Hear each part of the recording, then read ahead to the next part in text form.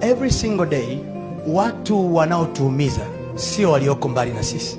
Watu wanaotuumiza maisha yetu yote ni wale ambao jana tuliwapa access, tuliwapa fursa ya kuwa karibu na sisi, tukawaamini, tukajua madhaifu yetu yatakuwa salama kwao. Tulipowafungulia milango yetu, waliandika notes, walirekodi vitu, walipovirekodi wakavitangaza mtaani. So unaliwa wewe na yule uliyemwalika jana kwenye nyumba yako. You cannot change it. You cannot. Huwezi kuligeuza kosa lako la jana. Mwanaume uliyemwamini akakooa, saizi akakuacha. You cannot change it. But the only thing you can do, you can beautify yourself today for the future. Amen.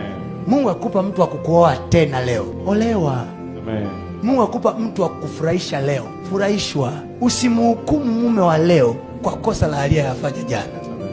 Usiseme mimi siwezi kukaa na wanaume hawafai kabisa, wanaume waliniumiza. Yes, we are not perfect, but we are not all the same.